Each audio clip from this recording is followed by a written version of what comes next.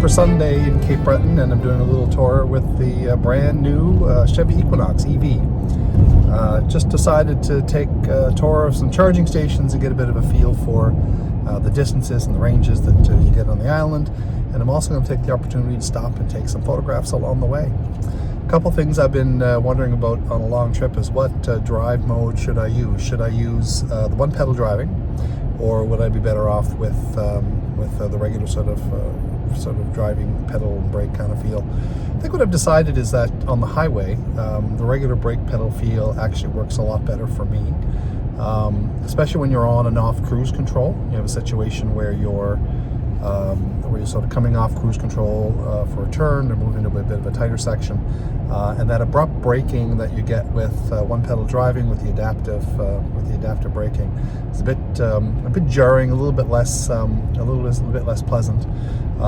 The other thing that you get is, I guess, from an economy point of view, the best speed you can be traveling at is the speed you're already at. So coasting, which is probably easier to do in the regular drive mode, actually burns less or goes through less electricity. Something that I've learned is that the regenerative braking, although it does bring back sort of power into your battery, it doesn't actually bring 100% of the battery back. You get about, depending who you listen to, 5 to 20% power back from regenerative braking, and it's probably more like 10% maybe, I guess, on average. I guess I'll go with that.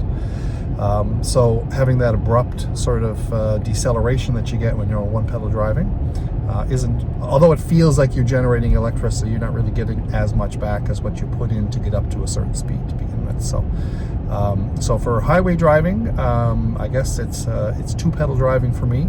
I will say that I do like the one pedal driving for around town. You don't do a lot of cruising around town, so you don't get to that point where you're able to maintain speed for a long period of time.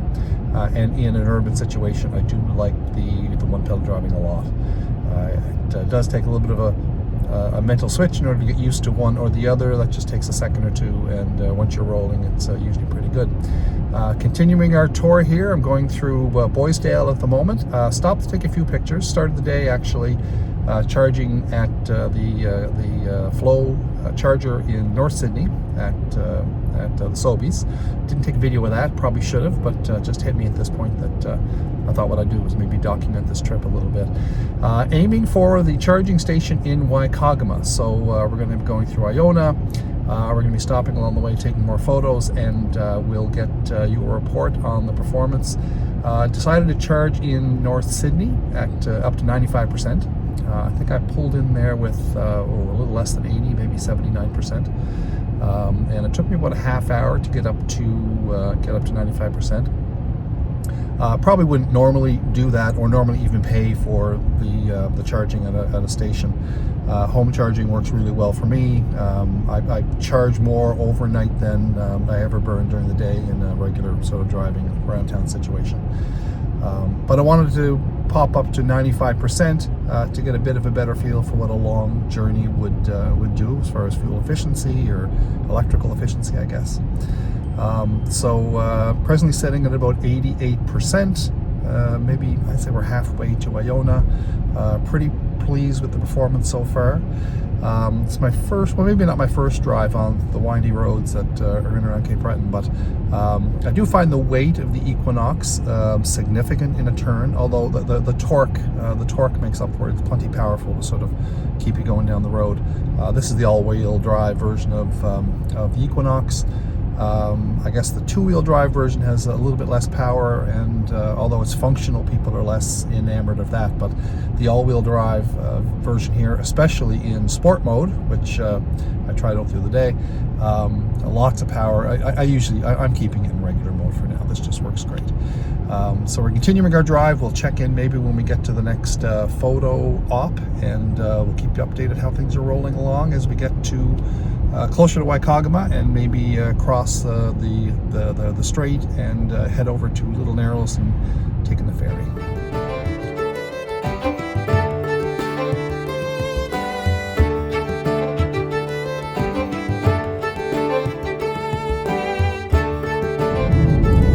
One of the recommendations that everyone tells you is that you should only charge your battery up to 80%. 100%.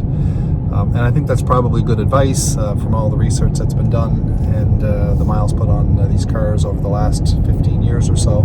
The battery has a better lifestyle if you don't deplete it all the way a lot and you don't charge it up to 100% a lot. That doesn't mean that you can't charge it to 100%. I think the recommendation is that you don't leave your car sitting with a high level of charge in it. So around town, 80% still gives you lots of range, between say 80 and 10 or so, or maybe even less. If you're around town, you're not too far from a plug. And I guess on a day-to-day basis, you really don't even need that much. My own experience is I use probably 10% charge a day. So when I go home and plug in at night, I get easily enough electricity in my car, enough charge to run the whole of the next day. Plus, this last week I started on Tuesday with a 45% battery life, and I started to plug in at home on just a 110 volt circuit, and proceeded to drive for the rest of the week and charge nightly. By the time I got to Saturday morning, I had driven successfully in all my regular trips around town, and I went from starting at 45% on Tuesday to having an 80% charge when I woke up on Saturday morning. So that's pretty good results. Your average day-to-day driving around can be easily accomplished even with only like a regular outdoor plug, the kind you would plug your Christmas lights into. I'm going to get an EV charger installed in the house, and that would basically put 220 volts at my discretion, and probably triple, quadruple, maybe even a little more the charging speed. But from day-to-day driving, charging to 80%, more than fine.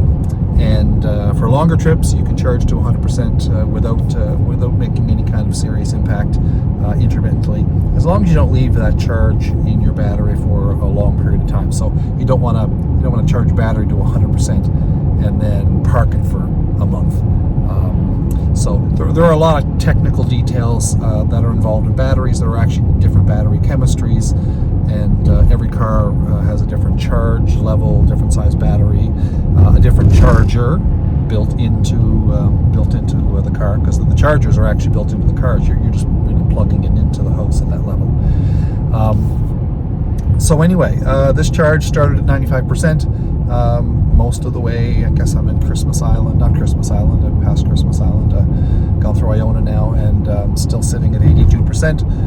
Lots of battery, trying to make it to the charger in Whycocomagh and see what I have and what I've consumed during that there trip, so I can let you know what it's like to drive around Cape Breton with an electric vehicle.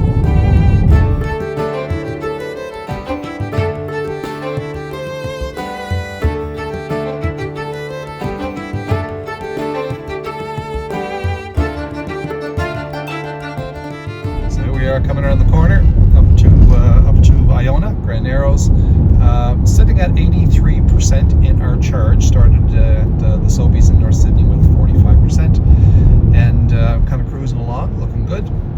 Hopefully we'll get to Whycocomagh with a pretty good reserve of battery. Let you know how it goes out.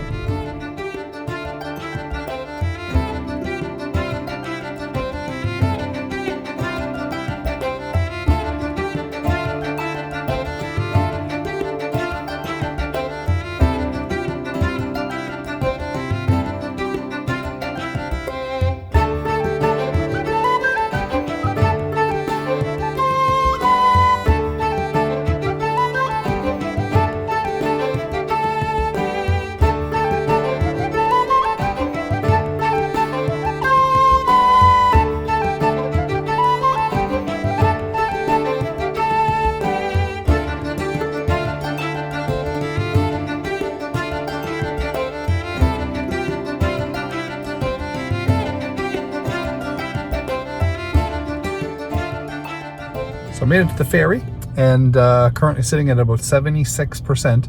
In all fairness, I have made a couple of backtracks in order to take some photographs and get a couple little video shots of coming around some signage. So sitting at 76% at Little Narrows, and a couple more minutes, we'll be back on the road, and we'll be in Whycocomagh pretty shortly, and able to give you a final report on what the battery usage is coming from North Sydney to Whycocomagh.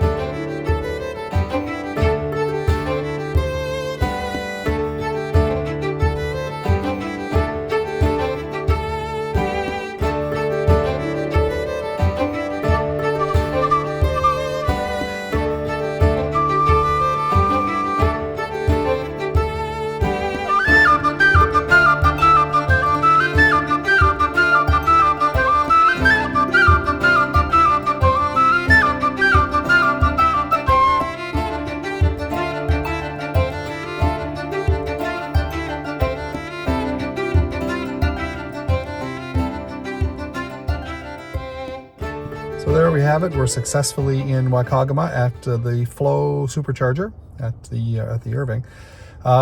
Trip took about 21% of my battery range. So I started at 95%, ended at 74. Now, if I calculate the cost of that at the rack rate for electricity charging at home, 17.5 cents a kilowatt hour, the trip from North Sydney to Whycocomagh cost me a little over $3. I think it's 94 kilometers range from the Sobeys to where we are now. If I did the same trip in a small car, say something at 7 or 8 liters per 100 kilometers, so it's almost 100 kilometers, so we'll call that 7 liters at $1.40 a liter. So you're talking like a $10 trip as opposed to a $3 trip. Now, to be fair, I did start and stop a lot, and probably started and stopped about 6 times, maybe backtracked 3 or 4 times in order to take some photographs and get some footage and stuff like that. So, so probably would have been a little bit less, maybe 20%. Be splitting hairs at that point. So the trip, round trip, $6 in the EV versus $20 in a car. So that's good on this one trip. Again, to be completely fair, I did charge up for the purpose of this experiment, and I was a little curious about the cost of charging at the supercharger or the fast charger at Sobeys. So I added about 15% range at that charger for about $10, $9 and some cents. The chargers on the road are more expensive than charging at your house. Your best deal is definitely charging at your house at 17.5 cents kilowatt hour. To charge on the road at the fast chargers, you're looking at anywhere between 50 to 60 cents per kilowatt hour. So you're really much closer to car costs at that point. And at the level 2 chargers, if you're able to charge at a level 2, you're talking about 30 cents kilowatt hour. So for the most part, you're going to be charging at home, and I charged for this trip specifically because I wanted to try out the fast charger at Sobeys, and I wanted to charge up to 95%. I haven't charged that high before. Again, the recommendation is to keep it say between 80 and 10% for your regular operating range. Could have made the trip very easily starting at 80%, but I wanted to experiment with the bit of a fuller charge and see where we'd get. So there we have it, 21%, $3 trip.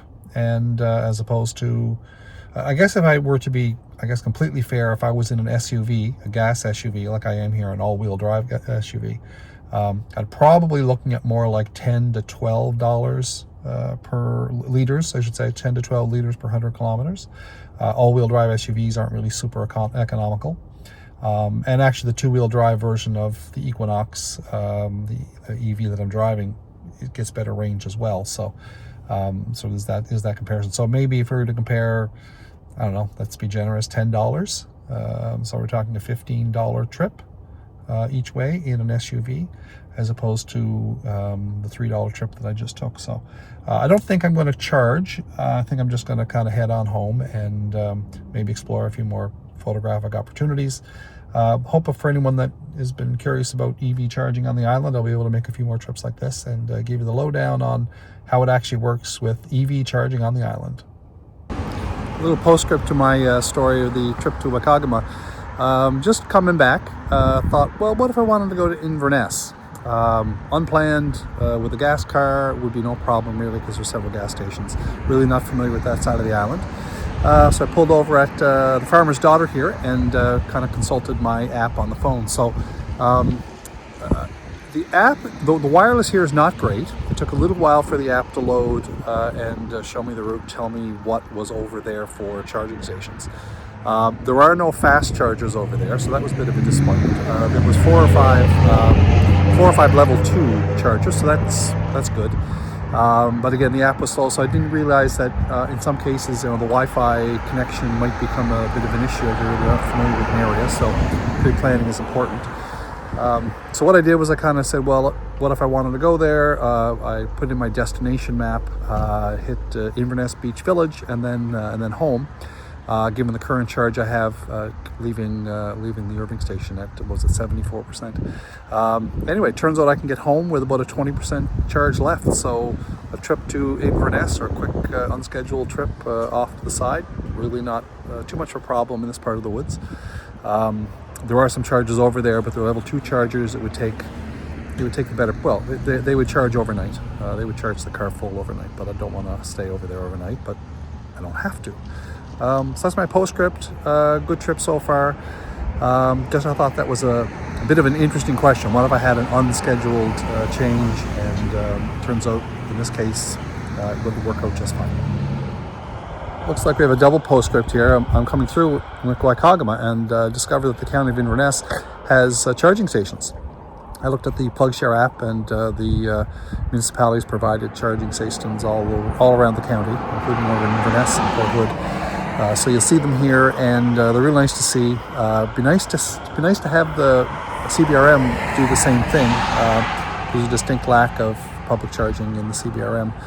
And most municipalities do provide at least a bit of base service, and congrats to Inverness for putting this here. And it looks like it's been here a while. Like they've been ahead of the game for a while, and charge on the cost on it seems pretty reasonable. I haven't charged or plugged into it. I don't need a charge right now, but I just like to recognize Inverness for doing this and going the extra mile. Thanks, guys. A little bit of an unexpected stop coming through Baddeck, and I noticed that it's the food truck weekend, so it gives me an opportunity to come to one of the parks here, Alexander Graham Bell Museum. And some of you may know this or may not know this. There's actually free charging at National Historic Sites. So you see the charger behind me. I decided to plug in and hook it up, and looks like I'm getting about 7-8 kilowatts an hour, so level 2 charging, but it's free. Thank you, Government of Canada. So I'm going to leave it here now and go down and have something to eat at the food truck. Started at 64%, so we'll see how long I'm here, and I'll report back and let you know how it all worked out. Well, a little bit of a change in plans. The food truck was actually a drink truck, and as delightful as that sounded, I was more in the mood for some French fries or a smash burger or something like that. So, but I'm here at the Bell Museum. Nice spot. I think what I might do is take a couple of photographs and maybe edit them, and give it a half hour or so, and see how much charge I can get in that time period.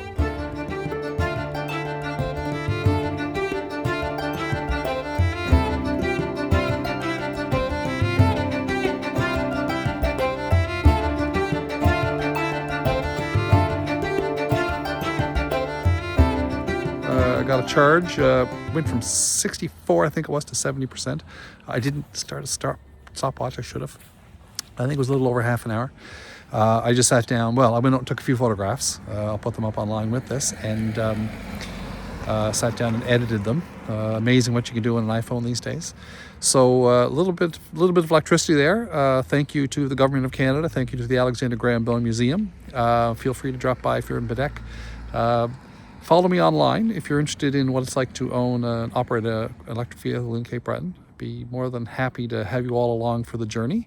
Thanks for following, and give me a like, and keep pace with what's going on with our Cape Breton EV journey.